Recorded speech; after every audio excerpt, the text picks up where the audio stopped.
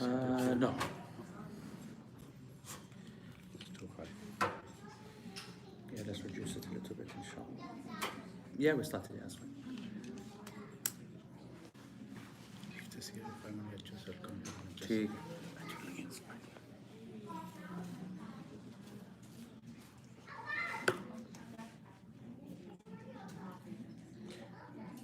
Just check with Shaz if he's ready to go, yeah?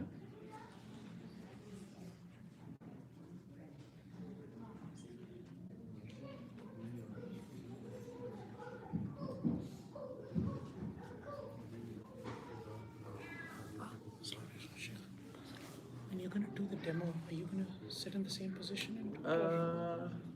No, I can. It's not major. What we'll do is we'll lift up this camera and you'll just... I'll take this camera. Yes, no, we'll just do it here. There's very little demoing, actually. Okay. Yeah, It's just, yeah, we're good to go whenever. yeah? It's live. Okay.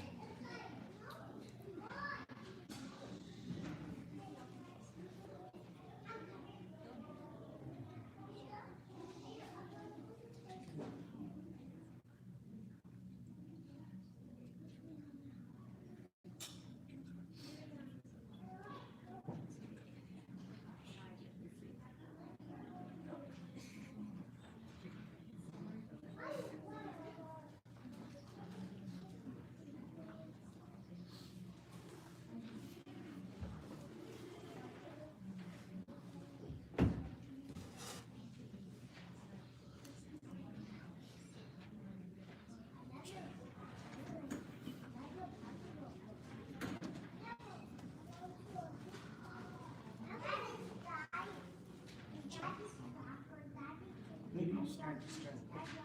Use of stand. Use of.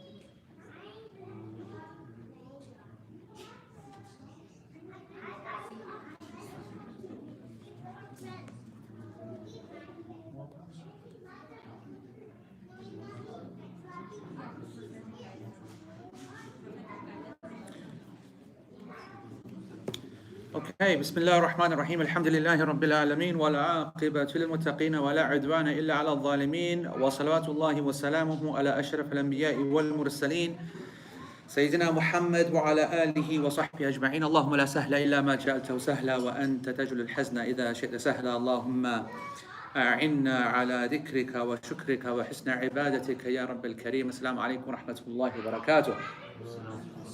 So it's always good to be back home. It's like home, actually, alhamdulillah. Logical progression, if it's ever taught in Toronto, we feel very comfortable bringing it here.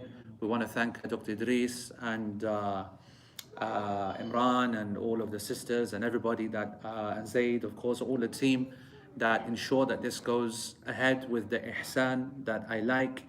I'm so impressed with the team here always. I'm so impressed with the activities here always.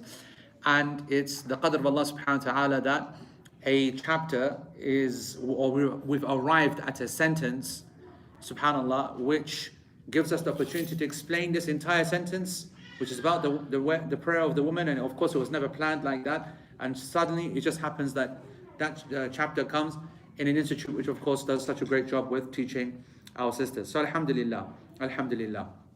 So and it's also nice to be with our Canadian students. Of course, Solange is our regular student. It's nice to be somewhere around the right time zone of Mesa, who's online, yani, you know, it'll be easier for her as well. She says that the sound is great. That's because it's my phone, Mesa, and nothing to do with Shazad Salim. Whenever Shazad Salim is involved, it's going to be a disaster, isn't it? Yeah? Don't tell Shazad that. Right, so, what we're going to do, so I'm actually trying to, I'm following the comments here online so that I can maintain a connection there. And I'm also going to try and look at the, okay, study material, righty ho, Zad al Mustaqni, excellent. This is great. This is great not having to depend upon Shazad Salim. Isn't it, Shazad Salim? Right, so here's the thing, right? I am going to read out, especially for the folks here who have not picked up Zad al-Mustaqni before, don't know what the lesson's about, to give you a little bit of context about what the sentence is going to be that we're going to cover today. And this will be useful for everybody at home as well, because, you know, it's a review of the prayer, so why not? Probably many of you probably haven't heard this, actually. All right, listen carefully, okay? I'm going to read out the entirety of this text. Imam al-Hajjawi, alayhi rahmatullah, who is the Hanbali Imam who wrote this little text called Zad al-Mustaqni' on Hanbali fiqh, a primer from beginning to end on Islamic law. He said in the chapter of the description of the prayer, and that's the common system, whenever we're talking about fiqh, the male third person is always used. He then says, Allahu Akbar, raising his hands to the height of his shoulders with his fingers together but outstretched. So outstretched but together, not like that. Just like when in prostration. The Imam should make that sound, Allahu Akbar, audible to everyone behind him, just like he does with the recitation in the first 2 rak'ah of every prayer other than Dhuhr and Asr. Anyone else should recite so that it is audible to that person alone. This is a Hanbali position, of course, all right? This is not necessarily our class position or what we've studied. This is the Hanbali fiqh position. He then grabs his left wrist under his navel and looks at his place of prostration and says, Subhanakallahumma wa bihamdika wa tabarak ismuka wa ta'ala jadduka wa la ilaha ghayruk. Translated as, you are transcendent above all, Ya Allah, and praise is due to you. Blessed is your name, exalted is your majesty, and there is nothing worthy of worship except you. Then he seeks refuge by making isti'adha. A'udhu billahi minash shaitanir rajim. Then he recites the basmala, Bismillahir Rahmanir Rahim, silently, although it is not from the Fatiha. And then he recites the Fatiha. If it is interrupted, the Fatiha, by a long, non-legislated form of dhikr or period of silence, or if a shadda or a letter is missed out or the order is not maintained, everyone must repeat it other than the follower. Follower praying behind the Imam in a jama'ah. Because this text is referring to all people to take what they want from it. For the Imam, the follower, the one praying alone. So it's a general text. Everybody should then say Ameen out loud in the loud prayers, and then recite a chapter from the longer mufassal of the Quran in the dawn prayer, Fajr prayer, from the shorter mufassal surahs in the sunset prayer, and from the moderate length mufassal in the rest of the prayers. The prayer is invalidated by reciting from other than the Mus'haf of Uthman radiallahu anhu. Then he bows whilst uttering the takbir and raising his hands, and then he places them on his knees with his fingers spaced out and his back level. He says, Subhana Rabbiyal Azim, transcendent above all is my Lord the Almighty. Then he stands up straight whilst raising his hands, with the Imam and the person who prays alone saying, Sami Allahu liman hamida. And indeed Allah hears whoever praises him. And then while standing up straight, they say, Rabbana wa lakal hamd. Mil as-samai, or mil as-samawati, wa mil al-ardi, wa mil ma shi'at min shay'in ba'd. Our Lord, to you is all praise, that which fills the heaven, which fills the earth, and which fills everything that you wish beyond that. The follower, meaning the one who is praying in a jama'ah behind the Imam, after rising, they will only say, Rabbana wa lakal hamd. And indeed, to our Lord, to you is all praise. Then, whilst uttering the takbir, he falls to the floor in prostration onto the 7 limbs. His 2 feet, his 2 knees, his 2 hands, and then his forehead whilst including the nose. This can be onto any surface or covering other than the 7 limbs themselves, meaning you can't prostrate on your hand or something like this. He lifts his upper arms away from his sides. He lifts his stomach up from the thighs, also while keeping his knees apart. He then says, Subhana Rabbiyal A'la. Transcendent is my Lord the Most High. Then he lifts his head whilst uttering the takbir. Allahu Akbar. And sits muftarishan. That means he sits on his left foot flat, right foot up. Muftarishan, left foot whilst his right foot is upright. He then says, Rabbi ghfirli. My Lord, forgive me. He then prostrates again like the first time. Then he stands up off the balls of his feet, meaning straight up of his feet, whilst uttering the takbir, depending only upon his knees if possible, trying to avoid any leaning on anything on the floor. He then prays the second unit like the first one, except this time there is no tahrima, Allahu Akbar, the takbir to ihram. There is no istiftah, subhanakallahumma bihamdik, sana as we call it, yeah. There's no ta'awudh, no a'udhu billahi minash shaitanir rajeem. There's no renewing of the intention.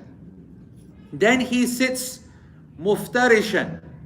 Like I said, left foot flat, right foot up, with his two hands on his thighs, clenching up the little finger and the ring finger of the right hand, whilst creating a circle with his thumb and the middle finger and pointing with his index finger. So this is called up, this is the circle, this is the pointing finger, and pointing with that index finger during his tashahhud, which is the position I'm sitting in now.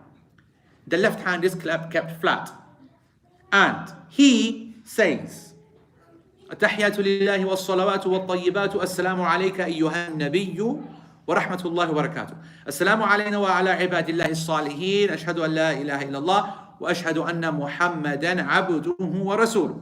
All praise and greetings, prayers and goodness are for Allah. May peace be upon you, O Prophet, and the mercy and blessings of Allah. May peace be upon us and upon the righteous servants of Allah. I bear witness that there is nothing worthy of worship except Allah, and I bear witness that Muhammad is his servant and messenger. And that is the first tashahhud. Then he says, Allahumma salli ala Muhammad wa ala ali Muhammad kama sallayta ala ali Ibrahim innaka hamidun majid. وبارك على محمد وعلى آل محمد كما باركت على آل إبراهيم إنك حميد مجيد. O Allah, send your salam upon Muhammad and upon the followers of Muhammad as you have sent upon the followers of Ibrahim, and indeed you are the praised and the glorified. And send your blessings upon Muhammad and upon the followers of Muhammad as you have sent your blessings upon the followers of Ibrahim, and indeed you are the praised, the glorified.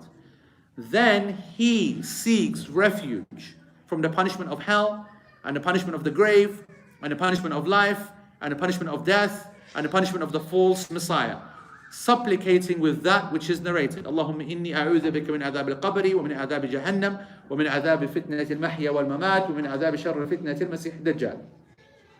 Then he makes any dua, Rabbana atina fi dunya rabbi ja'alna muqim as-salati, Allahumma inni as'aluka al-jannah, everything. Then he sends salam to his right, saying, Assalamu alaikum wa rahmatullah, may the peace and mercy of Allah be upon you. Then to his left as well. If it is a 3-unit or 4-unit prayer, he stands back up whilst uttering Allahu Akbar after the first tashahhud. Abduhu wa rasuluh. Then he stands up. If it's a 3 or 4. And he prays the remainder of the 3rd or the 4th like he did in the 2nd unit. Except that it is the Fatiha alone, no surah after the Fatiha. He then sits in the 3 and 4 unit prayer, mutawarrikan, where the left foot comes underneath the body, underneath the right part of the leg, and then we described that last week. Here's the money shot. Women pray the same way, except that they collect in their bodies towards themselves and they slide their feet underneath to the right when sitting. And that is the end of the chapter. What I've just read, felt like I recited, what I just read, I think we have been covering for the last 2 years. You've just done it in 3 minutes. Ungrateful people you are. Na dua, na salam, na shukr, nothing. You saved 2.5 years there maybe, or 3 years. In fact, I don't even know how long. All right. Thus, I want you to understand that that obviously, if I'm saying to you that what I just read in 3 minutes, we've been studying for 2.5 years, don't ask me questions now, okay? But what does that mean? What does that mean? Go back, sign on, it's all free. Not US dollars, not Canadian dollars, not pounds, nothing. Just go on to logicalprogression.org, you'll go to study material. If you haven't got the patience to watch it all, then watch the summary, which is an hour summary at the end of each year. If you haven't got the patience for that, listen to the podcast when you're driving on the 401, world's worst road in the human history of roads. Or, if you don't have the patience for that, then you have all the text written out by Mesa and her team, fully transcribed. Brum, you can go through that in 1 or 2 hours. You've caught up, great. Okay, so that's for that. Today's lesson is about this ending. All right, today's lesson is about this statement about what he says, that the man is like the woman, or the woman is like the man, except. A quick important note, okay? Now that you're up to date, you need to know something just in case you're feeling stressed. Number one, this is the position of the Hanbali school alone. This is not the position of the Hanafi school, or my school, or Dr. Idris's school, or the Malikis, or the contemporary scholars. And we have many differences with them on this. But as everybody knows who've been studying logical progression, our way is to take a matan, a text of a school of fiqh, and we discuss it.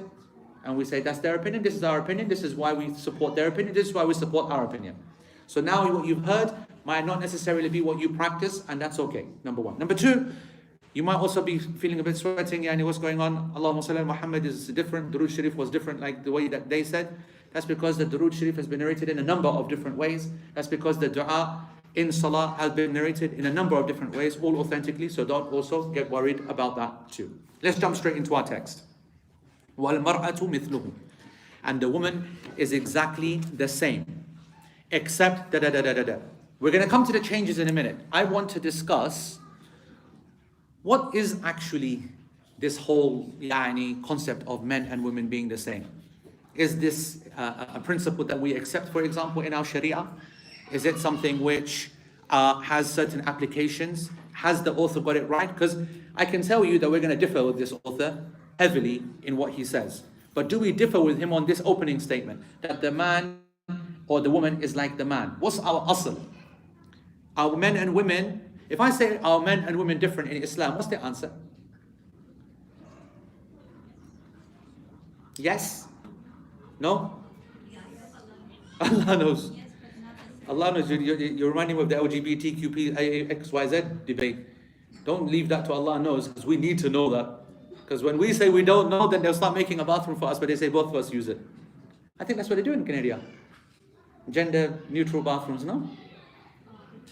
I read on the BBC actually yesterday that one of your feminist activists got, beaten up or whatever because she was campaigning against the gender neutral bathrooms. You guys are like miles ahead, isn't it? Because mashallah, your leader is feminist, as he said. Proud feminist. Congratulations to our friend Mr. Trudeau. I am very happy, but not happy with this idea, but we're still very happy that he's back. But you understand that it is important to answer these what seem like a very obvious question, but in a correct way. Obviously the answer is we're different. But how would you answer that question? As a Muslim, and more important, not as a Muslim, but as a student of knowledge, what's the answer to the question? Solange. I think he's something about, it's not about the level of reward. Okay, so you've gone too far. So rewind and answer the asl answer the, I don't want to say the more important part, but the key part first, before we start speaking into that. How should a student of knowledge answer the question? And when I say student of knowledge, I'm not even talking PR kind of angle, or PR hat, or worried about what the kuffar are going to say or whatever. As a Muslim, actually, and especially as a student of knowledge, how do we answer this question? What do you think?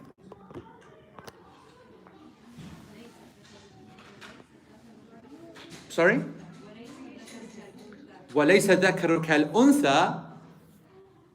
And the male is not like the female, is just stating a fact, really, isn't it? But what I'm saying is that is this ayah, for example, al itlaq? And what I want to try and say is that when it comes to rulings, we're not talking because biologically there doesn't need to be a discussion. Of course, men and women are different. which is why we find the whole LGBTQ blah blah blah debate so ridiculous, right? Not because we are protective of Islamic identity, because it goes against what is observable, obvious science and reality and everything. It's just obvious, right? In any case, so we're not talking about the biology, we're talking about the issue of rulings. So when it comes to rulings, how should we respond? I think it's men and women are equal unless proven otherwise. Excellent. Jazakallah khair. That's how a student of knowledge answers this question legally. That the asl, the status quo is that men and women are absolutely equal when it comes to everything, until an evidence indicates otherwise. Same instead of equal. Same? Instead of equal. Yeah, and from a political language point of view? Yeah, probably. Actually, you're probably right. It's probably better to say same rather than to say equal. That the rulings apply to men and women the same until an evidence suggests otherwise. So Shaykh Uthaymeen, this is in the commentary at the bottom of page 217, he says that there is no evidence in the Quran and Sunnah that indicates that rulings should apply differently to men or women. وَالْأَصْلُ فِي النِّسَاءِ أَنَّهُنَّ كَالرِّجَالِ فِي الْأَحْكَامِ. That the status quo, the base position in Islam is that men and women are the same when it comes to rulings that come upon them. كما أن الأصل في الرجال أنهم كالنساء في الأحكام. Just like the principle when it comes to men is that all rules of women apply to them equally as well, until an evidence suggests otherwise. So for example, he says, لهذا من قذف رجلا. So whoever slanders it's always a chaste woman, yeah? Like nobody's still worked out what a chaste woman actually means, yeah? But it's one of those archaic phrases, right? So whoever slanders a good woman, or we should say a woman who's innocent of what she's being slandered, yeah? Accuses her of something. Everybody knows this is from al-mubiqat, this is from the deadly sins, this is from the and. And even when Allah subhanahu wa ta'ala in Surah An-Nur, verse 4 to 5, وَالَّذِينَ يَرْمُونَ الْمُحْصَنَاتِ ثُمَّ لَمْ يَأْتُوا بِأَرْبَعَةِ شُهَدَاءَ. وَالَّذِينَ يَرْمُونَ is talking about males. So the males who يَرْمُونَ الْمُحْصَنَاتِ, those chaste women, they are slandered, who accuse them, of impropriety, illegal sexual activity, who accuse them of that. ثُمَّ لَمْ يَأْتُوا بِأَرْبَعَةِ شُهَدَاءَ, and they do not bring forth their 4 witnesses to back up what they're saying, that this is what we witnessed against so-and-so lady, فَاجْلِدُوهُمْ ثَمَانِينَ جَلْدًا, then lash them 80 times, وَلَا تَقْبَلُوا لَهُمْ شَهَادَةً أَبَدًا, and never ever accept their shahada, their witnessing or their testimony from them ever again. وَأُولَٰئِكَ هُمُ الْفَاسِقُونَ, because indeed they are the evil ones. And so, this ayah is super clear, it's about women, but people actually forget that this is applied to men as well. Just because the ayah is speaking about women being those that are accused, and that men are the ones that are doing it, and indeed, as Nabi sallallahu alaihi wasallam said, fil mubiqat, in the destructive sins, وَقَذْفَ الْمُحْصَنَاتِ الْغَافِلَاتِ الْمُؤْمِنَاتِ. If I try to translate this, and the slander of al-muhsanat, al-ghafilat, al-mu'minat. Only God knows how I'm going to translate that. But al-muhsanat means good women. Ghafilat meaning unaware or innocent, or it's all kinds of problems. Al-ghafilat. Al-mu'minat, female believers. So the ayah is very clear. 3 emphases upon the feminine form of the 3 words. But the hadith does not refer just to women. Then when it does that to a man, in actual fact, interesting fact for you, that in my studies or in my life of traveling, I have, obviously, Islam is not established anywhere, but in Saudi they do some kind of qada. They do some kind of, what?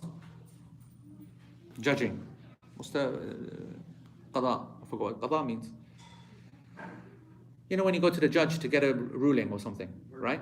Verdicts, yeah? That, you know, an actual in a legal court, see verdicts being given out. So I've only ever witnessed it once in my own life, yani. And it was a man. Meaning it was the qadhf against a scholar, and it was in Medina. And in those days is what, you know, what we call the madkhalis, yani, you know, old school kind of like an extreme kind of sect. And they just consistently were attacking this miskeen sheikh yani, in the haram. And he said I had enough of this nonsense. So he took him to the mahkamah basically. And he raised the case of slander. Okay, now not actually slander of a sexual nature, but just actual slander and impropriety and whatever. And he won. And that guy, the other one, the one who was the student of so-and-so, whatever, whatnot, was lashed for it. Yeah, I remember that. So I just want you to know, but obviously mentally when we think about it, we're thinking only of it women. Now, there's a reason for that. You might say, well, why did Allah subhanahu wa ta'ala do that? Because it damages a woman far more than a man. And it's more common from men to a woman than it is the other way around. And that's why women are always needed to be protected, right? We always get that indication, you know, when you see certain special groups, special interest groups, you know, like we think today special interest groups are ethnic minorities, for example, yeah? And the indigenous population. I think they get special taxation, special protection, right? So this concept of special protection, what's the politically correct term for that? What do you call groups like that? Special protection groups? Like in England, we call them BAME, which I think is black and minority ethnic or something. I forgot what BAME is. But what I want you to know is Islam has the same. Who can tell me the special interest groups in Islam? Women. Who? Orphans.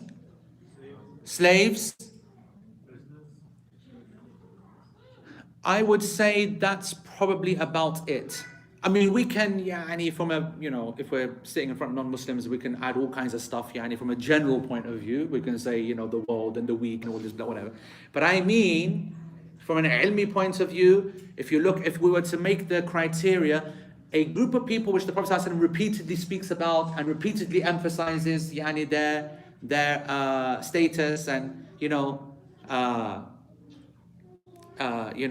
like for example, Nabi Sallallahu Alaihi Wasallam said, "As-salah, as-salah, wa ma malakat aymanukum." And that's when he's dying, right? So it's like his final legacy, his final advice. Please protect your prayer, It's gonna go. Protect your prayer and those that your right hands possess. And he would say the same about the orphans. He would also, another interest group is divorced girls, divorced women. All right? Because in that culture, taking back a woman, and especially if she has children, major problem. Society, dishonor, bestie, all that kind of stuff. And so you would have thought that it's enough for a man to say, I've got to look after my daughter. But it's not enough in a tribal honor-based system. So Nabi Sallallahu Alaihi Wasallam basically wants to give a little help to the father. And so we have a number of hadith that you will find, which are sahih. None of them have reached the highest level of authenticity. Like Bukhari, for example, never took it into his Sahihain. But as far as I know, but he took it into Al-Adab al-Mufrad, for example. You'll find it in the minor books of hadith. But they are authentic, inshaAllah. And Nabi Sallallahu Alaihi Wasallam promised Jannah for the one who looks after and feeds and clothes the one who is returned back to him with their children. So Jannah is being given the compensation. So they're being encouraged if they feel pressure to not take a lady in or take his daughter in. And I know that might sound really strange to you, okay? But that's the same as not judging people for the way that they used to think about women. You can't judge people the same. Like, there's nobody here that can possibly imagine killing their daughter if you just had given birth to a daughter, right? But you know that used to happen. It's not good enough for you to say, oh, horrific dogs, yani, it's not possible. That happens today. That happens today in this world right now. And which kind of societies? It's not the kind of societies where you get social welfare. Yani, if you have a girl, it makes no impact upon you whatsoever. You still get the same handout. But if you live in a little village in the middle of nowhere and the only source of your future and everything is a boy who's going to go out and make the money for you, a girl is a disaster. It's a catastrophe.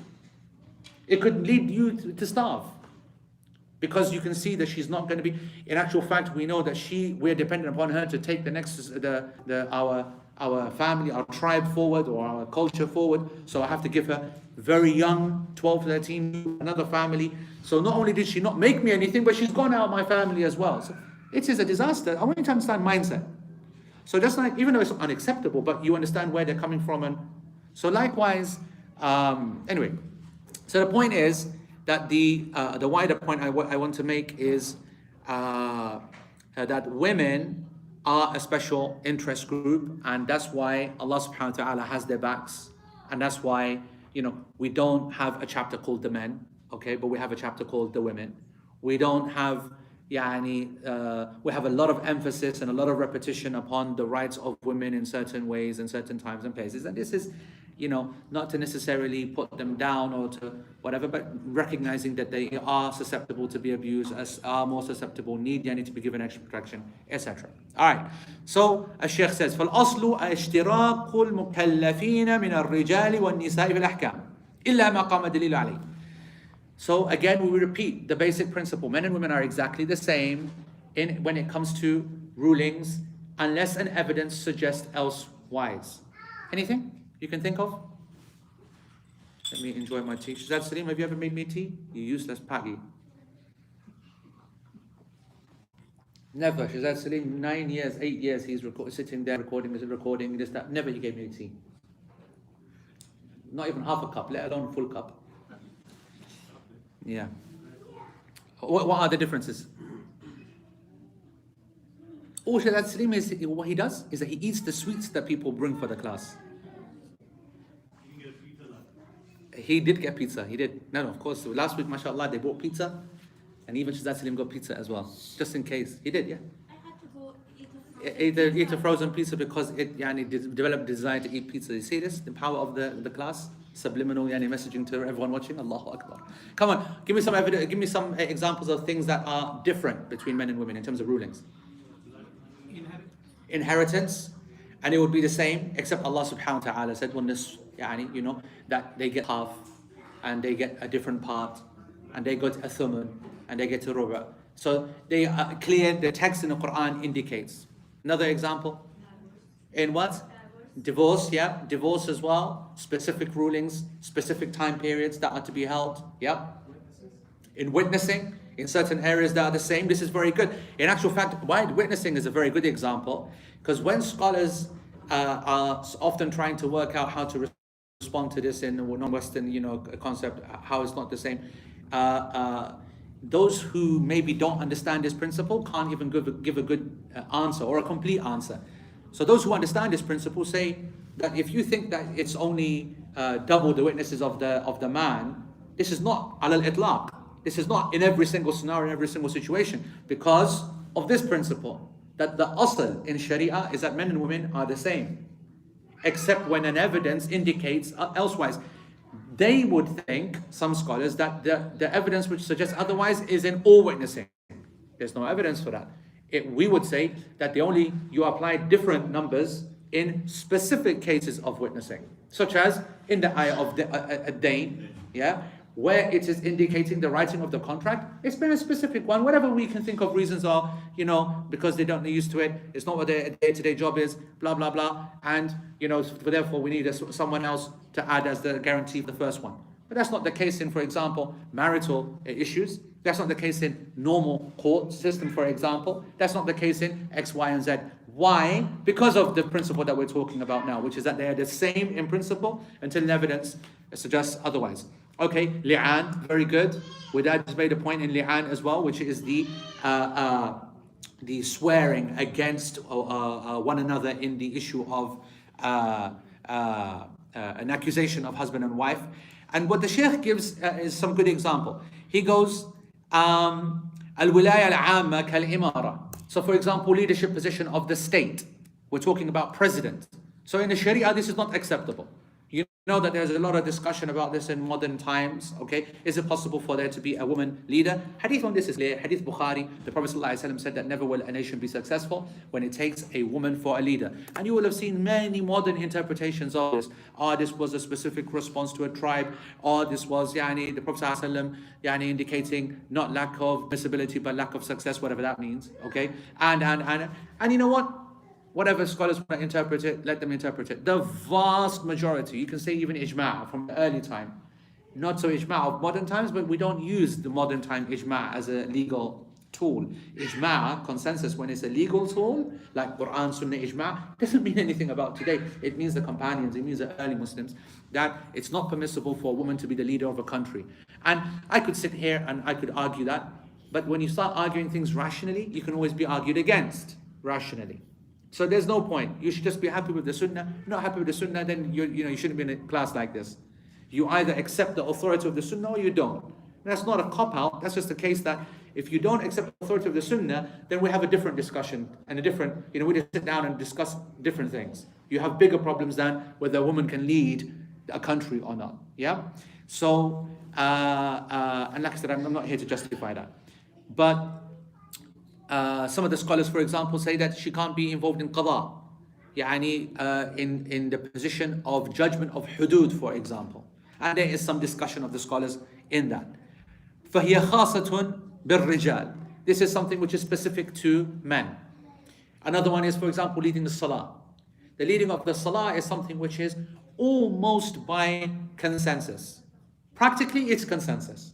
But I say almost because we have some tabi'een, nothing from the companions, by the way, but some tabi'een that are suggesting that in certain extreme circumstances, a woman can lead men. And we're talking about men, all right? If we're talking about children, still the majority of scholars don't like it. Still the majority of scholars prefer a child who is able to recite, of course, to lead the prayer. And if there is no child that can recite, or there is no, even an older child that has no ability to recite, then pretty much most of the scholars allow a woman to lead the prayer. And even then, the scholars are differing. Does she lead from the front, like the men do, or does she lead from the back, from where she is? Okay, and the boy would be in front, for example, and the girl would be in front, or the girl would be behind, but the boy would be in front.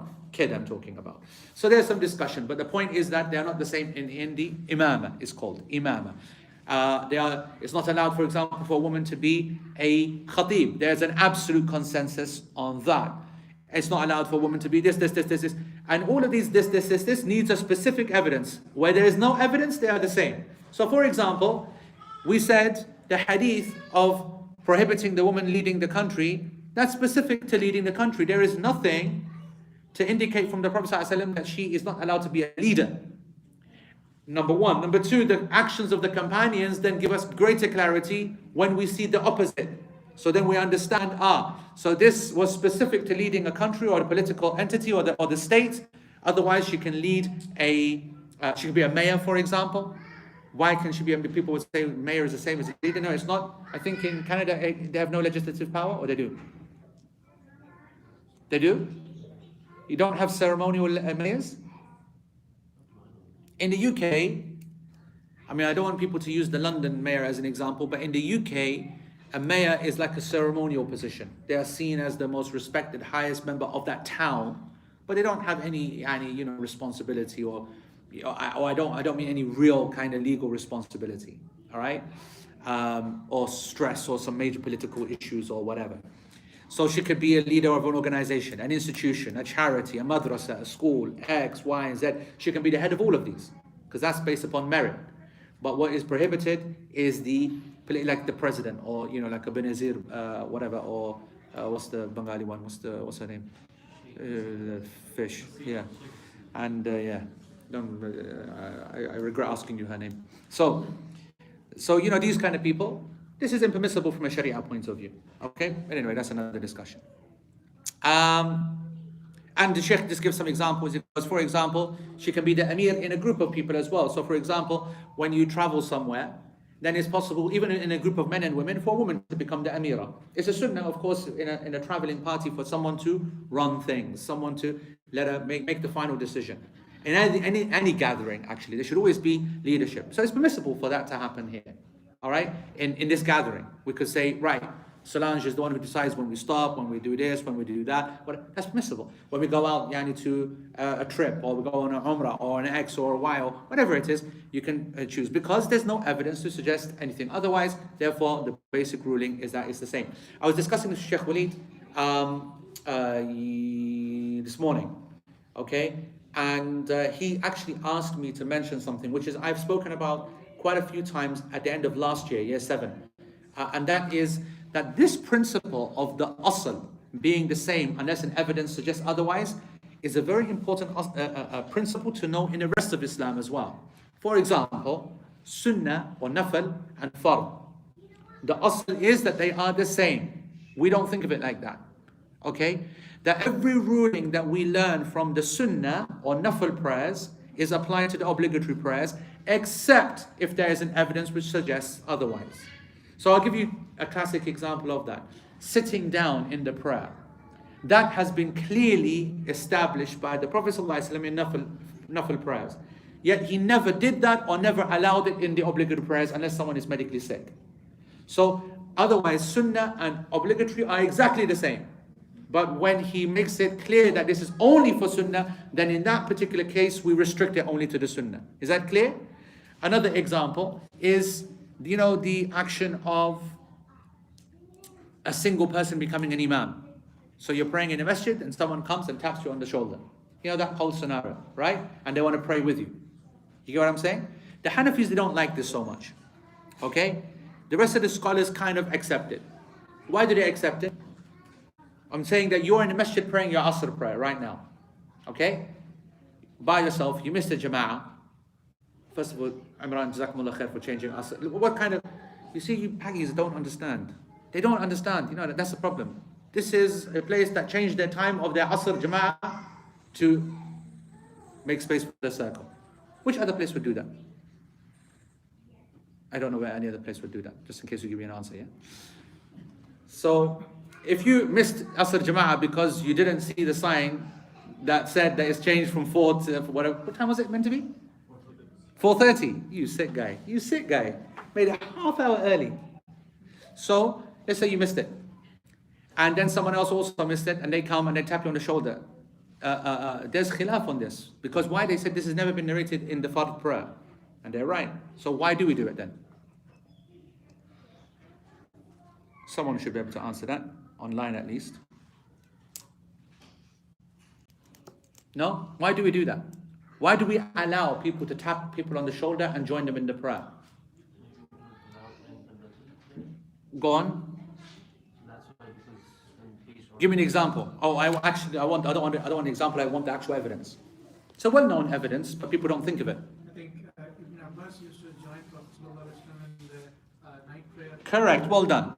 Alright, it's very well established in the Sahih that Abdullah ibn Abbas, when he would wake up and he noticed the Prophet ﷺ is praying the Qiyamul Layl or Tahajjud, then he would come and stand next to him. Here it's very clear that a man, Prophet ﷺ, is praying as a munfarid, an individual, and then he changes his niyyah in the salah, not at the beginning, whilst halfway through, to imam.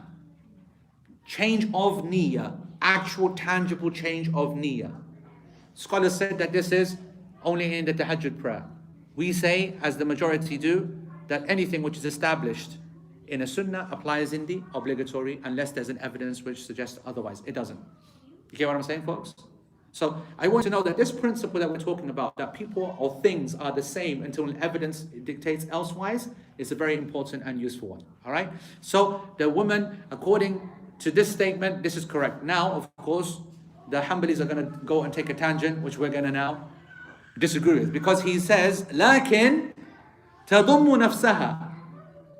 So the author has said that the men and the women, they are exactly the same when it comes to the prayer, except that the woman تضم نفسها. I have translated تضم نفسها as she gathers herself together.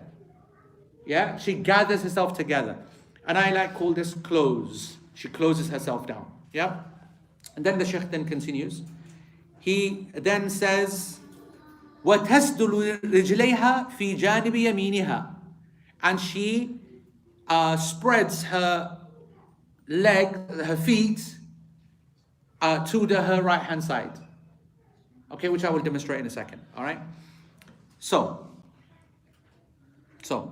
what is basically the Hanbalis, by the way, and the Hanafis, by the way, and the Malikis, by the way, and the Shafi'is, by the way, all of the Fuqaha. This is their position. So when you look at Islamic history or the time of legislation, you can see the Ahlul Hadith, those that used to focus more on Hadith and evidences, and the Fuqaha. Well, I don't want to say don't focus on Hadith, but they use a lot of al-aql as well, which is not always a bad thing, okay? But sometimes this is where the tension comes. All of the Fuqaha in the Madahib are upon this position, that a woman gathers herself together. And gathering herself together has three main expressions. The Shaykh lists them. Therefore, he goes, كما في حال الركوع والسجود يشرع للرجل مجافاة العضدين عن الجنبين. That for men it is legislated to keep the arms away from the sides. Woman, she would bring them together.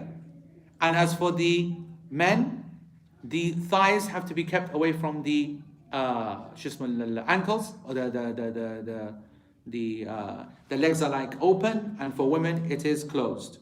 And the arms in the sajda likewise. So arms in ruku', arms in sajda, and body is curled up. Okay? Knees are brought together. Everything is closed down. The body goes in lockdown. Alright? Sheikh says, their evidence, وَالدَّلِيلُ عَلَى ذَلك القواعد العامة في الشريعة فإن المرأة ينبغي لها الستر وضمها نفسها أستر لها مما لو جافت.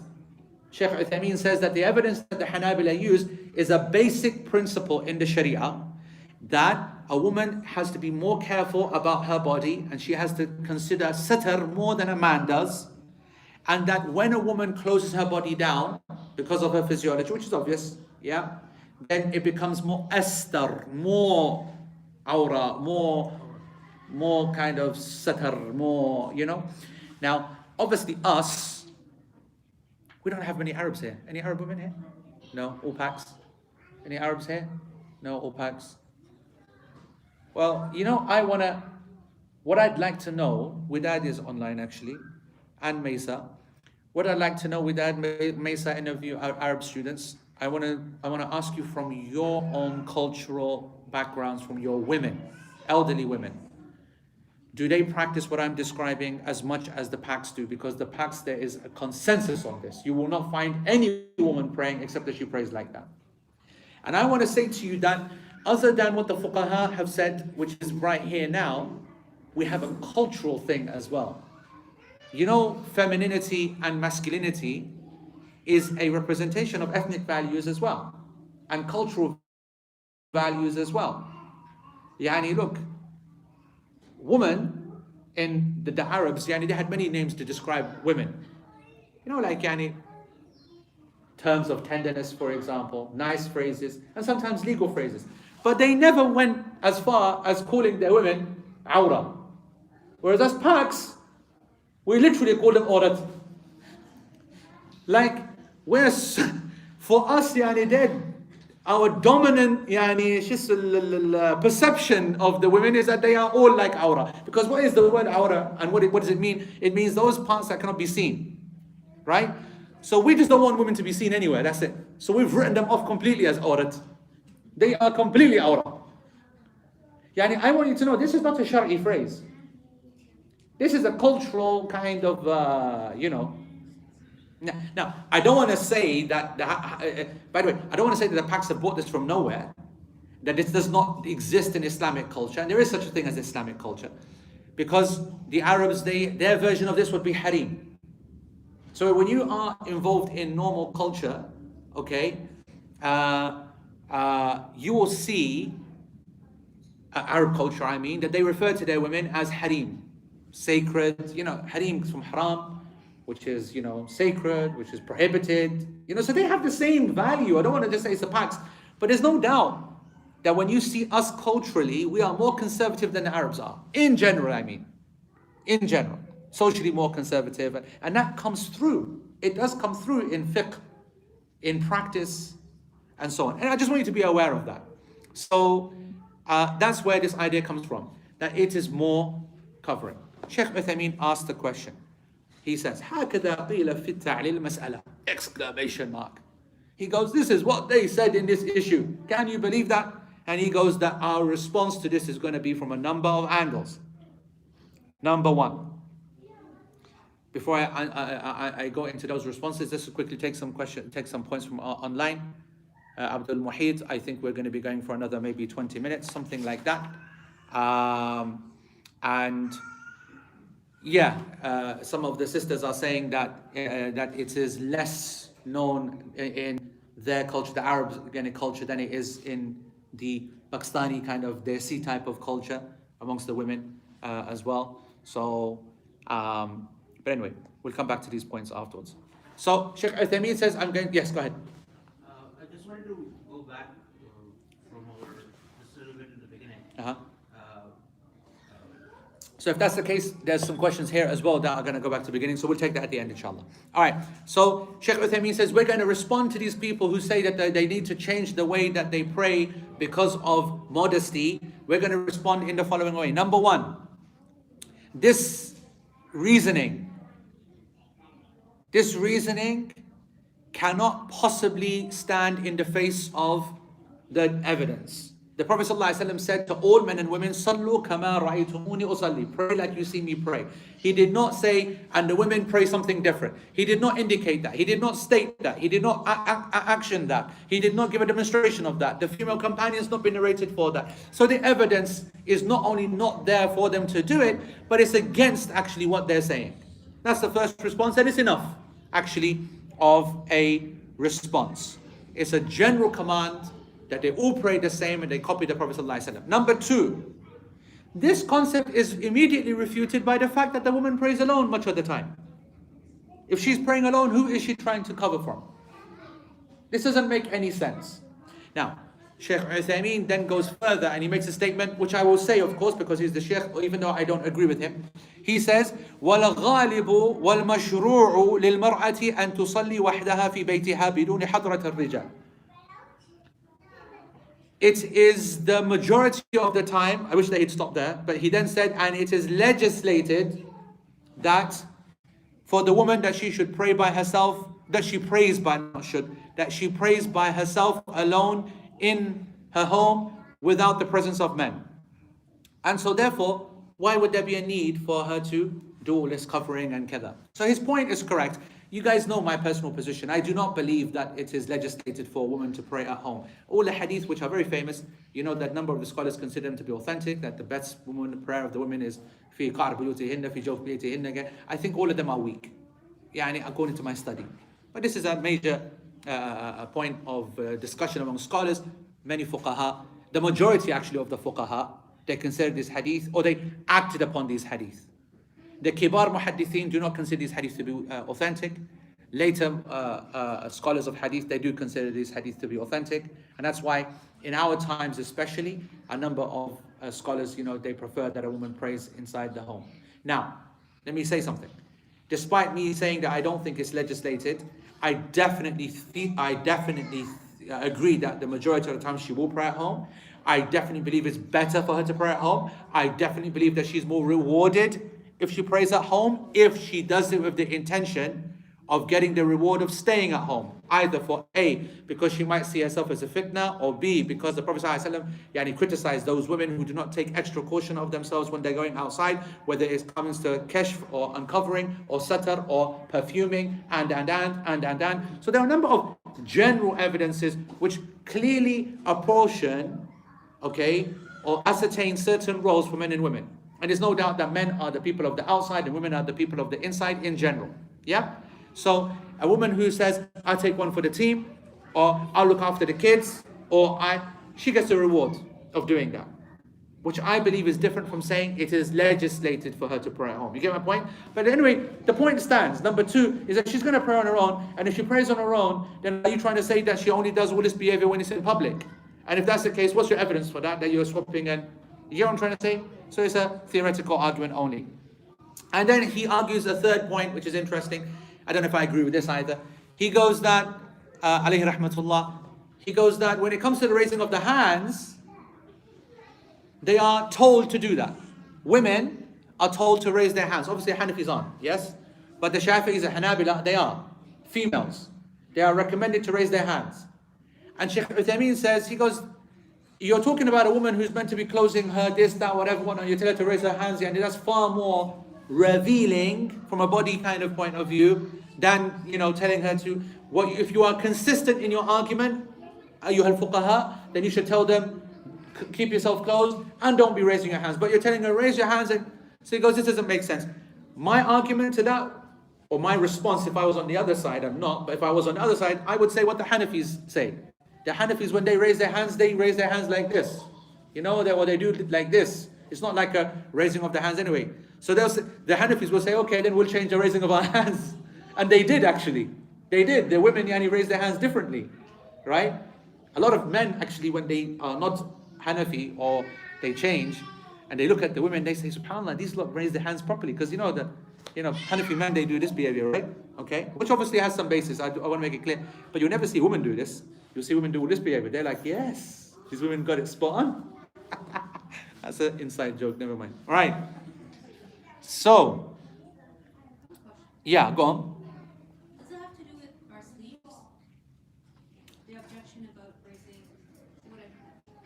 Oh, you think Shaykh Uthaymeen's point is that that's a good point, by the way. Arms become uncovered. Wallahi, maybe. It's a good point. Solange just said that maybe what Shaykh Uthaymeen is saying, that when she raises her hands, it's a greater chance of the sleeve going down. This is awrah, of course. And that's what his intention was. Maybe. Good point. Jazakumullah khair. Fa'id. I didn't think about that. Because actually he just says that this is أقرب إلى التكشف من المجافة. Actually what he indicates can be read both ways, but you said makes more sense. Because he compares it against spreading out. What he should say is covering and uncovering. But he says it's uncovering of the body versus the widening of the arms. So it indicates not what you're saying, but when you think about it, what you said makes more sense. Raising of the hands obviously is going to lead the sleeve to go down. Allah knows best. Anyway, the main point is what Shaykh Uthaymeen ends with, al-rajih, the more stronger position, is that the prayer of the woman, she does it exactly like the prayer of the man. Okay? And just so that we're absolutely clear, Zayd, just to grab this camera. I'm going to just make it clear what the next part is, because he then says, and that she puts her feet out to the right hand side. So if you put it to here, okay? So the theory would be, maybe you do it from the front actually, okay? The theory would be is that as the female body physiology, right? The general idea is everything is closed. Obviously her chest, obviously every single part. So when she's praying, she's not relaxing with her arms. She's not spreading the legs out wider. She's keeping legs closer together. This is all four schools. I want you to, if you see, and the reason I'm going to demonstrate this and explain this reasoning, and also I want you to notice something. Shaykh Uthaymeen is laughing a bit, exclamation mark, shocked a bit as well. But he's always respectful. He's not said what nonsense. In the end, he goes, وَالرَّاجِحِ. He didn't say the correct position. He's saying the stronger, the more better position to go by is that there is no difference. Alright? So even he recognizes that even though it's absolutely clear what the correct position is, on the other side are all four schools of fiqh, all four of the major imams, all of the fuqaha. And by the way, that brings me closer because they might not be able to hear. That's the microphone which is picking out. An important point which I forgot to say, we do have differences between men and women in prayer. What are they, folks? Come on, let's quickly go through them. What are the differences? Dress code, right? A man does not have to cover hardly any of his body. Actually, in my opinion, only between navel and knee. Majority of scholars want one shoulder covered. Bukhari has a big discussion in this. 2 shoulders to be covered or 1 shoulder to be covered only. Some of the fuqaha consider no shoulder to be covered for the man. So literally, long towel, a man can do the prayer in. Whereas a female, absolute minimum, the entire body other than the face has to be uncovered, and the feet and the hands they differ over. But basically the hands and feet can be uncovered as well. But that's it. Rest of the entire, so that's the main difference. What other main difference do we have? The what? The imam. The Imam, we've already spoken about that. Women can't be leading the prayer. Imam can only be a male. What are the differences? Adhan. Adhan is not legislated according to all of the four scholars.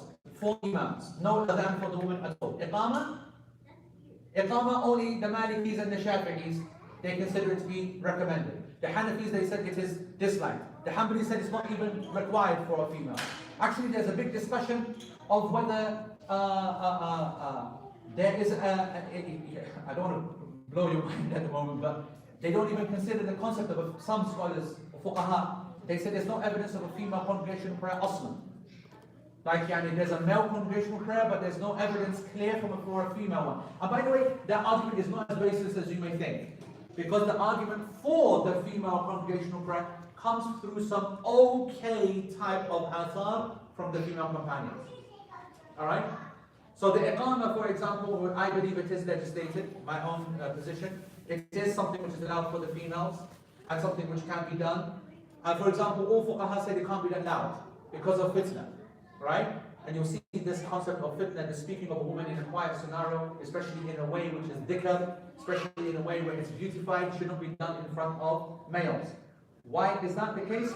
Because of the other difference between the men and women in prayer. If the imam makes a mistake, and Nabi sallallahu alaihi wasallam said that if someone says that and says subhanallah, and for the وَإِنَّمَا التَّصْفِيقُ لِلنِّسَاءِ, and as for the clapping, okay, making a sound against the thigh usually, but if necessary with the hand as well, this is for the women.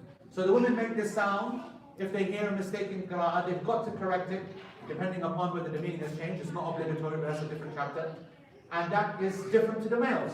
Scholars said, why? Because of the female voice, indicating that men being useless as they are, they can take anything to be an indication of something else. Right? So we take women out of the picture, keep it for them to only do this sound. So there's another difference. What other differences do we have? Any other differences? No? I think that's it. As far as I'm concerned, can you think of any other differences between men and women? From a Quran and Sunnah point of view, I can't see any other difference. So therefore, women are allowed to differ in these things that I've just said.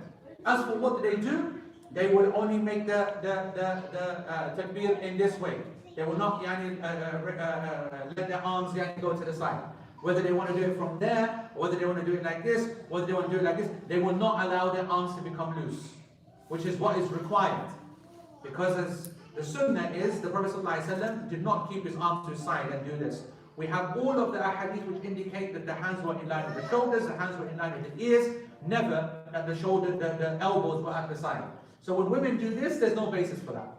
Number one. Number two, when she stands and she closes herself down tight like this, there's no basis for that. To put her hands on her chest, that's okay. We have hadith which indicate that. It's the weakest of the hadith if you want to be critical, right? And when it comes to, we've covered this in lots of detail, when it comes to the positioning of the hands, all of these three, they don't have very strong evidences.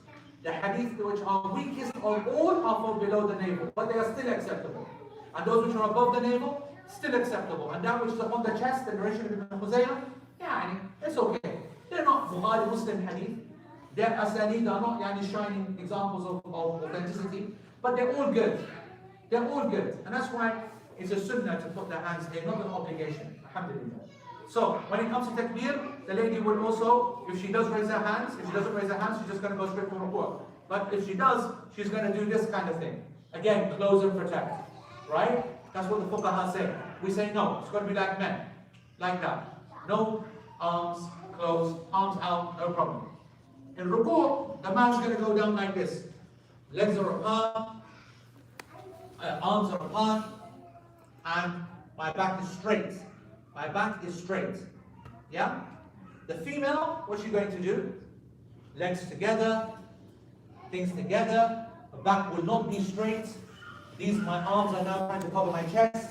Isn't it? Yes, everything is closed. Like this. And variations of that. The point is that not going to go straight to expose myself, my chest, make it more difficult for my arms to cover my chest. So everything is closed. And this action is aql, whereas the evidence indicates that the legs should be the same. the knees should be the same, arms should be out, and if the body of the woman is hanging in a way that it does, so be it. No evidence for it not to be. Then when we come back up, the man, as I said, is more loose, woman's going to come back up like this. Yeah? And then the next part you've seen various variations. The man's going to go straight down. Yes, no problem. Various cultures, they have all kinds of ways of going down. What a musibah this is. Someone will go down and sit down like this. Huh? Then, you know what I'm trying to say? It's all agreed or not? Yes? I'm not making this up, right? You guys have seen this, isn't it? Right? There are variations. Some will go straight down, but the point is that they will curl up. So they will not, so, like this. And we know that this is prohibited, to keep this closed. This is the issue of the thighs and the shin. So, the men are required to leave a gap. The gap is between the stomach and the thighs. So that's keeping it like that. Women are going to close it like this. You get that, right? You get what I'm trying to say about the gap being closed? So men are up here, women are going to close it. The gap between the calves and the thighs. Hamstring. Yeah, hamstring. So we're going to keep it open. Open. Yes? Women are going to close that as well. Close that V as well. The hands are to the side. Women are going to go like this. Sunnah is this. You understand what I'm saying? That's where all these arguments are coming from. As for the part where he now speaks about the feet, there's some interpretation about what the fuqaha are trying to get. It doesn't matter actually that our Imam al-Hijjawi, that he has just said that the 2 feet go out to the right hand side. They all have different variations for this. So you've got some women, you're going to need to come down from the back here. So you've got some women, for example, say that. So you've got those women who will always sit like this, always, just to keep everything closed. Yeah? And they will never open things up, so they will always stay closed. Right? Whereas, obviously, the man will sit like this, or sit like this. And this position, I said before that the asl in salah is that whatever is established in sunnah is established in the fard. And this, of course, is one of the most authentic positions. Hadith Aisha, you all know, in the Tahajjud, Nabi Sallallahu Alaihi Wasallam was praying Tahajjud, she wakes up, where is he? So Huda, and she reaches out, and she goes that when I touch, because they were a very small bedroom, it's not a bedroom, it's a very tiny space. So she goes, I touched and I felt both of his feet together. So that's established in the Sunnah prayer to be established in obligatory. So this is how women should sit, no problem. Right? They're saying that she sits like this. Right? Or like this. Or whatever. But basically, she does not allow her body to be in an immodest state, whatever immodest state means. That's it. Is that clear, everybody? You guys are happy with what basically what's going on? So in summary, we can put that back in. In summary, what we're saying is that the fuqaha, they're effectively saying that we want to try and protect the woman's modesty in the prayer, and however much she can do that by closing herself off and doing all this kind of stuff, then so be it. Is that clear, everybody? Yeah? Clear, everybody? So Sheikh Uthaymeen says, no, this is not correct. She will sit in her between sajda like this if she wants. She will sit like this when she wants. She'll do tawarruk, as the men do, the 3 forms of tawarruk, which I covered last week.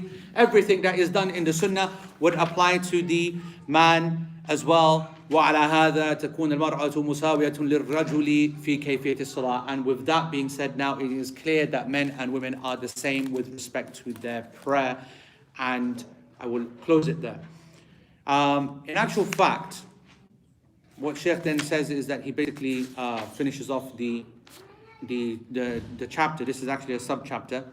But what I will do now is to take questions, all right, on this chapter in this area, and we'll also first of all start with the online. So let's have a look here. Bushra wants to behave herself, but can't hear. Right. Let's see. Who's got questions here in the audience? What's up for the hate director? Shazad, I'll give you hate. Yeah, come. So, just going back on the female leadership and being able to lead the prayer. Here, there's an organization like Muslim. Congress. No. Another like female-only masjid. Okay. Is that here in Canada? Yeah.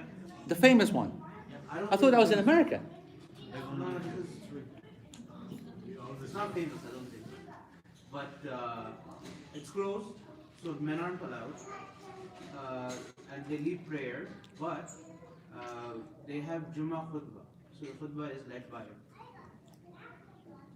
So the question basically is that here in Canada, they have a female-only masjid, and it's closed and men can't get in, and they also have a Jummah khutbah, which is called. So I just want to make it clear that, as I said to you, there are some scholars that do not consider it a valid prayer, congregational prayer of the females, from a legal point of view. That's a minority position, the vast majority accept it, and this is because of the hadith of A'ma. The other difference in prayer that I was thinking of was the position of the imam. So the imam for a man stands out in front, whereas the imam or the imamah for the woman stands in the middle. And this is the athar. It's a narration from Aisha radiallahu anha. That's how she led the female companions when she led them. She stood in the middle of the line. All right. So that's just a difference between men and women, and also the evidence that a woman's congregational prayer is acceptable. Okay, and that's my position. So for me, I have no problem with the woman praying in this masjid, her normal prayers, and it's great. Actually, it might give them some kind of whatever. Our problem is not with that. Our problem is with the people. يعني قول الحق يعني يريدها بها باطل. You know, as we know in this, it's just basically a black, right? The people behind them, I don't care about the sunnah or giving women a safe space, whatever. They are interested in changing the entire paradigm concerning Islam and women. And for that reason, I don't think women should pray there. And I think women should make a concerted effort to boycott them and to make them the minority that they always should be, because these are people who don't care about Allah and His Messenger. That's the asl. That's the issue. They are putting other values in front of themselves. If they really, really wanted to do this, they would concentrate and work with the masajid to make spaces like this, better spaces for women in the normal masajid. Okay?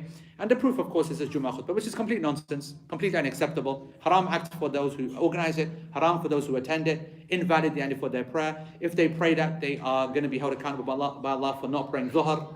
It's an act of kufr to intentionally do that, knowing that you didn't perform dhuhr, because Jummah is not acceptable in this manner.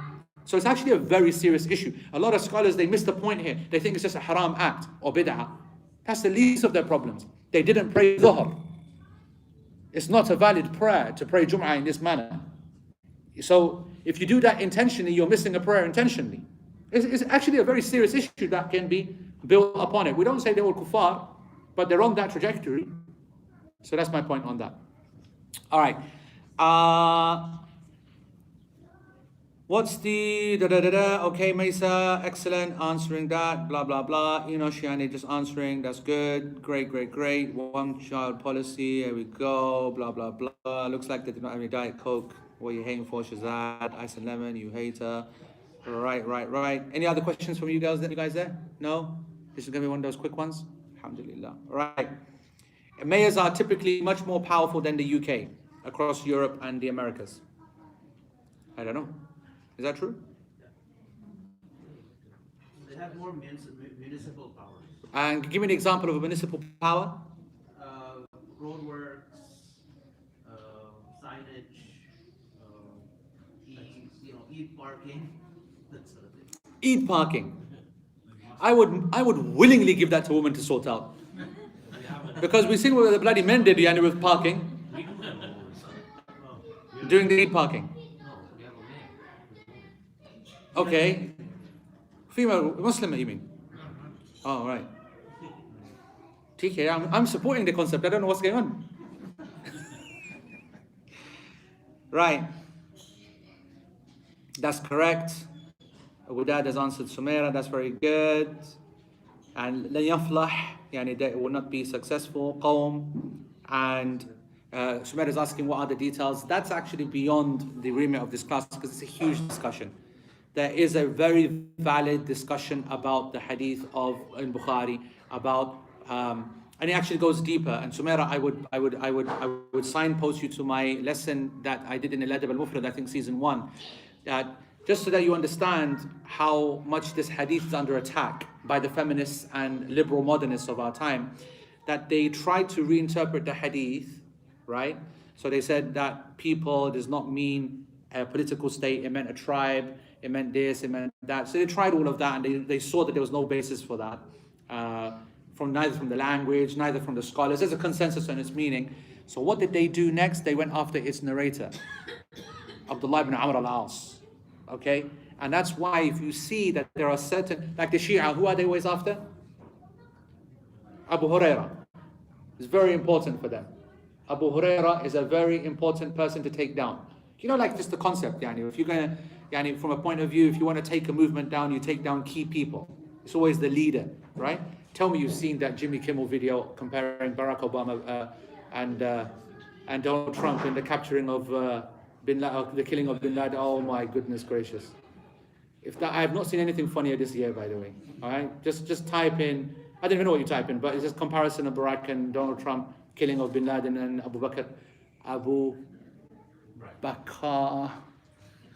Baghdadi, blah blah blah. It's customers hilarious. Anyway, obviously for them they advertise that because killing the top guy is the killer move, right? So what am I even talking about? So different sects, deviant sects, they know that certain key people taken out is going to lead to serious damage. So Abu Huraira has always been the target of the people of Bid'ah and the Shia. They take Abu Huraira out the game, they take out key hadith which reject them and put them into the wilderness.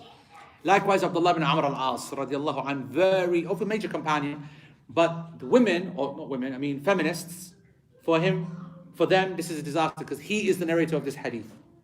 And this is the only hadith narrated about this subject. Take him out, you take the hadith out. Take this hadith out, you've given women complete political freedom if that's what they are after. You get the point? And so they make their living effort to make out Abdullah ibn Amr to be womanizer or to be a radiallahu anhu arda, one of the major companions. They consider his testimony to be rejected. And they will take stories and confuse you. They will say that he had an argument with Mughira bin Shu'bah. Are you kidding me? We used to have arguments between bigger companions than that. Aisha and the Prophet ﷺ used to kick off, and you're worried about Mughira and Abdullah bin Amr al-As. So, they will try anything. So I want you to just to be aware that there is obviously asking in students or knowledge circles, we need to ask the questions. But I want you also to be aware as a student of knowledge what the deeper issue is here. That there is a movement out there of people who want to seek another intention. Anyway, Allahu A'lam. Right. Oh, sugar, the connection went. Never mind. Right. Anybody, any other questions? Right. Can a woman make sajda on her own hijab? Can a woman make sajda upon her own hijab? The answer to this is that yes, if there is a need. So if she feels that the place there is dirty, she thinks that there is some kind of problem there or some sort, then that's okay. But Nabi Sallallahu Alaihi Wasallam, I want you to know that he did actually discourage too much fiddling in the prayer. Okay? And when I say fiddling, I don't mean specifically for women, I mean for both. But when I say fiddling, I don't just mean upon the self, but I mean even in the area. So I don't know when you go back to praying or the go, when you pray, people are obviously given a reality check because it's not mashallah, soft carpet that you're clean used to village, basically. I'm saying Solange is like, go and praying, I'm in the village. So it's like sandy, isn't it? So you find them people when they go down for sajda, they're like, and they're doing a full cleanup and hoover, and then they go for sajda. Right? Literally, they take minutes. It's crazy. And we have a Nabi Sallallahu Alaihi Wasallam in the hadith. And even as Dr. Idris just said, that's a madness, It's like, where's your khushu' gone? Yet, a Nabi Sallallahu Alaihi Wasallam allowed one wipe. The hadith indicates that one wipe is allowed. Meaning it's, so if a person saw that there is it's very hot, wallahi, we had Umrah in, I think it was April. Yes. Yeah. This April we went Umrah.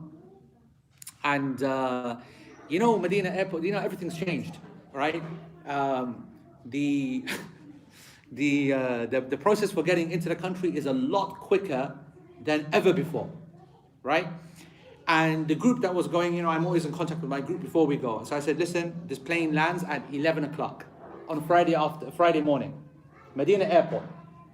I said, we will pray Dhuhr, when we get to the hotel at 2 o'clock. تقريبا 11 o'clock, we land. We'll تقريبا 2 o'clock, we'll pray Dhuhr in our hotel rooms. And then we'll meet in the lobby, we'll go to Asr together. We were in our hotel at 11:35. By the time the adhan had gone for, or 11:50, whatever, the adhan had gone for the Jum'ah, and a big fitna now in front of me. All these people there now in the lobby. No, not praying Dhuhr. They're all saying, we're going Jum'ah. And I'm saying, I don't know what to say now because the streets are packed. The bags are all over the place. They need to be taken to their rooms, this, that, whatever. Then they're all thinking, Jum'ah, Medina. So I'm thinking, I'm going to get lynched there. So I thought, I don't know what was going to happen. So we made, and obviously people got off the plane tired, sleeping, they need to make wudu, this, that, whatever. So we made the executive decision, tawakkal Allah, we asked the bellboy, there's 100 people takriban, look after the bags, we're going to go for it. By the time that most of us had quickly made wudu here and there, whatever, whatnot, the khutbah had started and khutbah was finishing. So it was completely rammed. And the only place that we could go to, you know that if you don't know, then the white marble that you see is a special marble and it's cooled and it's got current underneath it, AC, blah, blah, blah. So it doesn't get hot. Maghrib was all taken. So we stood on the normal marble. But it's okay because they all looked at me. I said, you keep your shoes on, don't worry. I know it's hot, so you can keep your shoes on. So we kept our shoes on. So we went Allahu Akbar, we went into ruku', we came back up like that. Because we're not concentrating. We are. We went into sajda, and I'm not exaggerating that my skin burnt and stuck on the floor. It was, I don't know what temperature you want to say. But everyone went down and this is I'm saying this in public, but this is the truth. I came up from sajda before the Imam did. It was impossible. Wallahi, it's impossible. My head was there. First took my hands off, then I took, my head was stuck, took my head off, and I was hovering. I was like in a pseudo sajda, like this. Then the Imam, he said Allahu Akbar. Then we went back down again. I thought that, sometimes, I don't know if you know that when something burns you, if you touch it second time, it's not so hot. So I said, tawakkal Allah, inshallah it'll be okay. Like an idiot, yeah? So I went like this. Burnt myself silly. Burnt. And I had no hijab to help me. No imamah to help me. Nothing. I tried, my sleeve, I tried to do this. I did. It wouldn't work. Anyway, so I remember this. So it is actually important, not just for that reasons, but because of heat or because of X or Y. It is permissible to bring your hijab, but not to rearrange the whole thing. And because as I said, the hadith indicates one wipe to get stones out of the way, but not a full operation where you start getting this, do that, what I'm trying to say, it's got to be a neat, smooth, one movement, plan it. So when I go down, I'm going to, yes, Solange. Let's say you're praying here, still people will fling their hijab down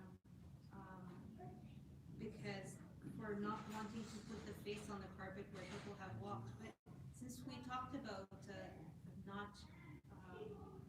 not prostrating on things unless it's necessary, on clothing unless it's necessary, I've been thinking about why do we do that? It's like, is my face too good to go on the carpet? So what Solange is basically saying is that other than for a need, it's starting to become an unfortunate habit where people are putting things down or putting the hijab always like a musalla when they're outside.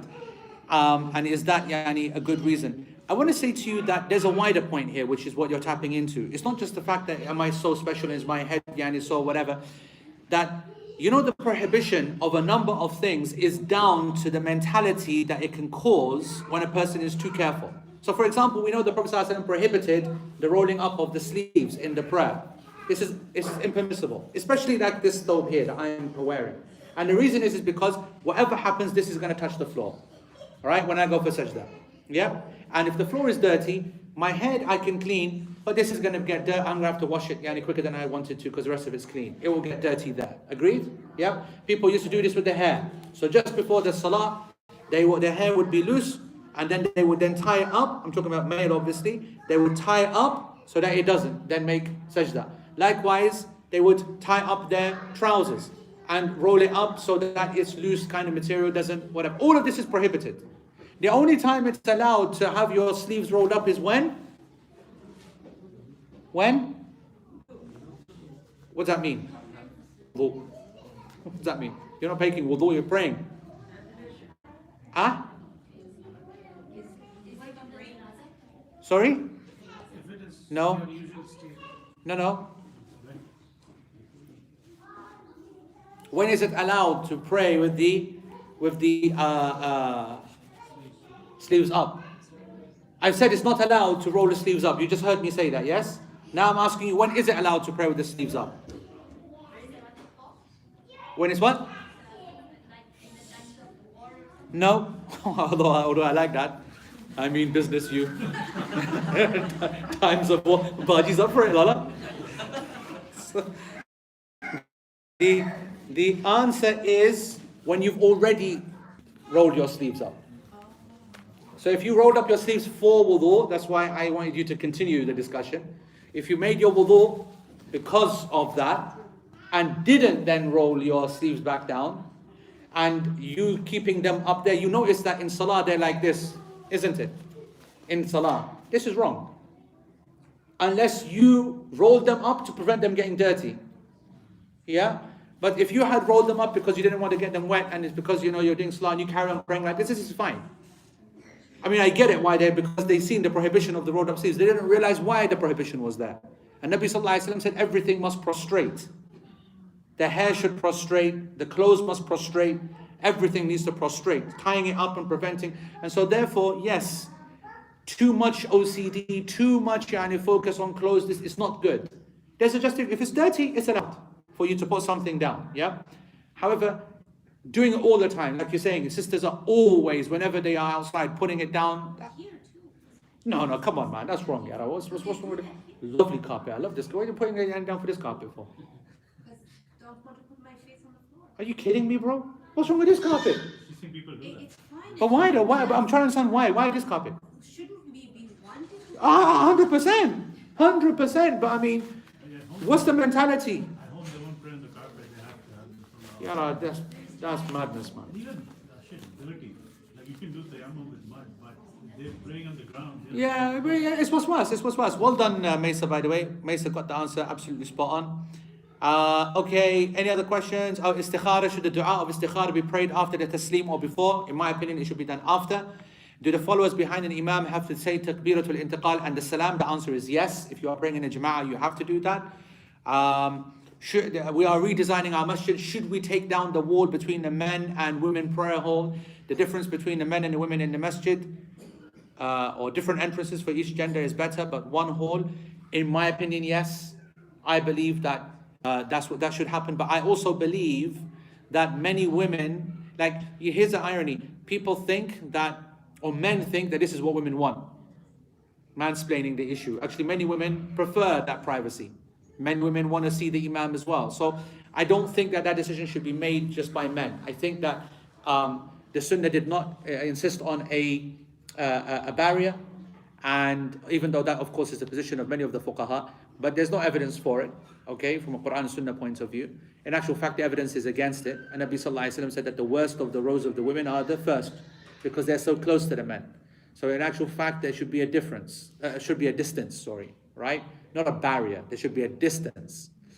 But I also believe in the modern day kind of construct of the masjid. I think that it should be like half barrier. So the women who want to maintain some privacy can pray behind a barrier. Is that what happens? Yeah. No, I don't mean half barrier in terms of low height. No, it's not as a separate place. A separate place. Well, no, separate place. I don't support the separate place. They have open and next to someone wants to pray in the room. Otherwise, it's open. Yeah, that's no good, because it has to be ittisal as-sufuf. We need the saf to be continuous. We can't have women praying over there, praying over there. Should be one jama'ah. So, somehow it needs to be creative where there could be half a barrier, women who want to then behind barrier sit like that, whatever. Anyway, but I do think that there should be no thing. Anyway, out of curiosity, if women are praying in a female-only jama'ah and the tilawah is incorrect, does a female follower correct by clapping or can she verbalize it? In my opinion, she verbalizes it. Excellent question. Okay, because the illah is her voice. That, I think, in Jama'ah, Halima is asking, do Hanafi women pray differently? I noticed that they didn't want to close the gap in between. Also, if you go to a country where the majority follow the Hanafi madhab, do you also change the way you pray at the mosque since you pray differently in the West? So that gap in between the safuf it's not a female-only thing, that's the Hanafi madhab thing. But I want you to know, the reason why I mentioned that point of Sheikh Uthaymeen saying that the stronger opinion is that this is a respected position. Even though it has no evidence, it doesn't mean that it's invalid to act by it. Because we believe that anyone who follows the 4 Imams is following general Sunnah guidance. It's ijtihad matters at the end of the day. So you mustn't cause fitna and tell all the women and get yourself killed by trying to change their prayer. Okay? Let them pray as they are. They've been praying like that for generations, not the last 5 days or 5 years since you started practicing an ISOC or MSA like you did. Okay? Their lifetime people praying. So you got to take this easy. No, I don't think that you need to create a scene as well, because unity is an obligation and these differences are sunnah issues or ikhtilaf issues. And Allah subhanahu wa ta'ala knows best. And correcting the prayer in the jama'ah, but being led by your mahram, can you correct vocally? I think you can, if you are correcting and indicating. Okay? And Allah subhanahu wa ta'ala knows best. Any other points? Yes, Nabil. Hey there, bro. Allahu Akbar. You see, a proper LP student, in keeping with the, I quote, in keeping with the tradition of the class, I brought some chocolate. What did you lot do? Tell me that. And you just sat there on your chairs and that's it, just looked there and that's it. Not a single chocolate you couldn't bring? Jazakallah khair, Nabi Allah. Oh, and not just normal chocolate. Not just Allahu Akbar. Allahu Akbar. You see? This is how Canadians do it. Lint. Oh, mashallah, tabarakallah. This is sunnah, by the way, of our class. No joke. Okay? Huh? It's also sunnah, by the way, that it gets thrown. And any damages is full disclaimer. You get hurt. Also sunnah of the LP, that each piece is divided into 3 for the women. Because the asl is that women and men are the same. Illa idha qama dalil alayh. And the dalil is that we've seen the women when they're eating with us. We don't want to eat. We don't buy us anything. You sure you don't want me to get you anything? No. And then when we come and bring it, they then take from ours. We get gutted. But if you think about it, they don't take a lot. They only take a small part. So based upon this qaida, a third I think is okay. So therefore this one packet, 1, 2, 3, 9. So these 3 will be enough for all of you. Yeah? And who's going to good guy catching? There we go, there we go. Oh, what a catch. Budgie at the back. Oh, nearly. And Budgie in the middle. Oh, never mind. Right, Lala, we're in the, see, they accepted the theory. They accepted the Ma'ruf clan. What a gangster. You see, Indians always good at cricket. Ali. This is not how we do things. Oh, rubbish, Ali. Nabil, there we go. Right. You know what's amazing? That the UK students right now, they are now understanding how the rest of the world feels when we give out all the chocolate. It kills them in Canada. It absolutely murders them. Baji at the back. Mariam at the back. Is that Mariam? It's annoying shit. It's annoying. There you go, Solange. Right, stop holding your fish. Right. There's a little kid there. There we go. There's one for you. Right. There we go. Come on. Is that my little girls over there? Right. Here we go. Come on in. Ya Allah. All right. And that's chocolate all done. And the UK folks now know exactly how it feels. And jazakumullah khair wa subhanakallahumma bihamdik ashhadu an la ilaha illa ant wa astaghfiruka Allahumma wa atubu ilayk wa assalamu alaykum wa rahmatullahi wa barakatuh. All right, what happens here? Ya Allah. How do you do this? There we go. Assalamu alaikum.